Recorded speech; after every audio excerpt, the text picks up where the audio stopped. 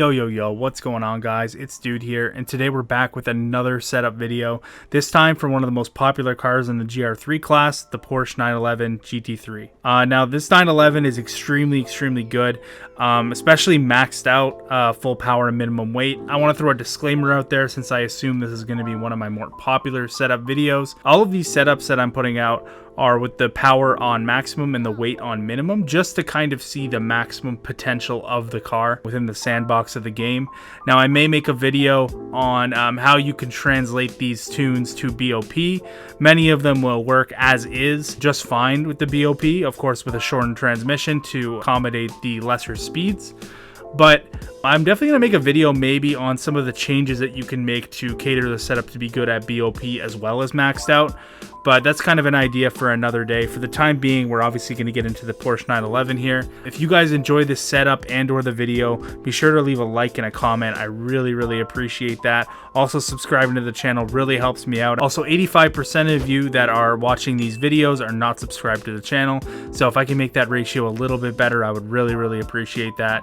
You guys are the best fans in the world. And let's get into this Porsche. Now, the reason I believe this Porsche to be probably one of the best cars in the entire category, of course, is just the fact that it doesn't have any glaring weaknesses. It has great acceleration, pretty solid top speed, really good handling, and amazing traction out of low-speed corners. And essentially that ease of use and the fact that it's one of the best, if not the best car on a lot of tracks, definitely makes it one of the most popular cars in the whole entire category. If you want to choose one GR3 car to run in lobbies and one GR3 car only, and you don't want to have to worry about changing cars all the time, this would probably be the car.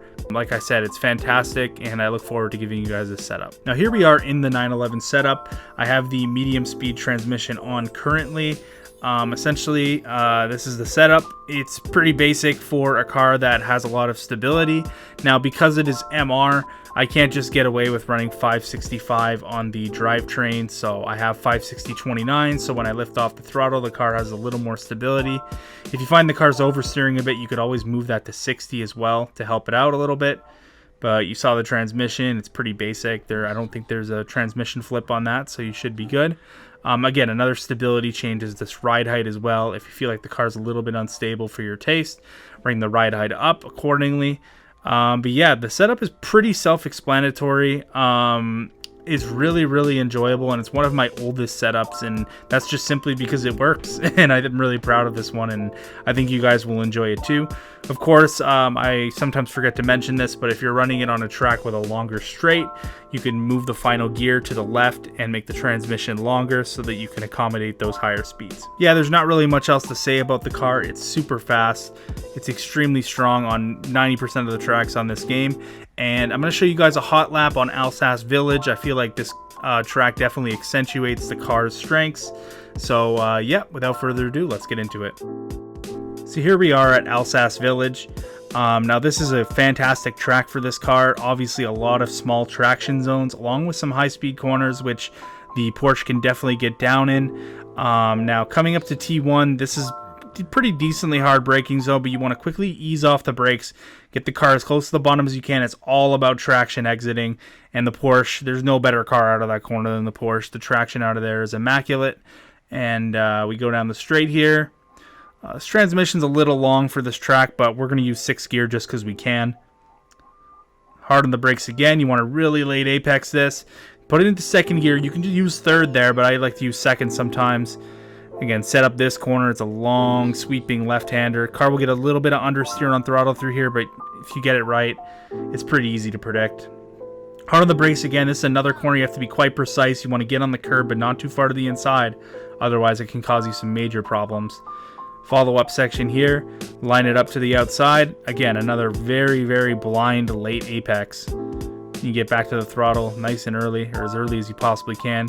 Here you want to cut low early on because there's more banking on the bottom. You don't want to go any higher than that, otherwise you lose time.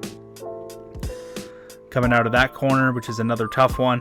Here this is tough because you have to brake while turning and get the car set up properly. I missed it a little bit obviously here, but getting back to the gas pretty soon coming out of this corner is important. You line this up, another corner where you want to get right next to that curb, but don't abuse it too much, otherwise you'll hop weirdly. But a lot of corners come at you pretty quick in this track. We're already at the end here. hard on the brakes. You want to trail brake, ease off the brake. Don't upset the front tires too much. You need the grip. And get a good exit without hitting that wall on the right. Of course, coming to the line now, a 140.2. That's an extremely good lap with this car. I'm pretty happy with it. You can definitely ease it down a little bit. I'm not sure if a 39 is possible. I imagine it is, but that's a pretty solid reference lap for this track.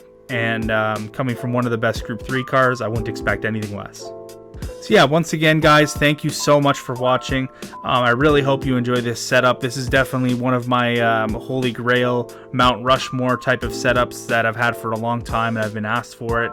It's been requested about as much as my Renault setup, which is saying a lot. So I'd say today is pretty monumental in the fact that I'm coming out with this setup. Obviously, if you enjoy, once again, the setup or the video, I would really appreciate a like and maybe perhaps a comment, as well as subscribing and clicking the notification bell so you never miss another setup video. Obviously, I love doing these videos, otherwise I wouldn't be uploading them every second day. But without the support from you guys, it wouldn't be possible, so I really do appreciate that. And yeah, thank you guys so much for watching. Obviously, leave your requests for cars in the comment section below. I look at all the comments, so if you would like to see a car for me to set up, just leave it in the comments below and I'll get to it as soon as I possibly can. Yeah, I hope you guys have a fantastic day wherever it is that you are. I know I will, and once again, thanks guys. Peace.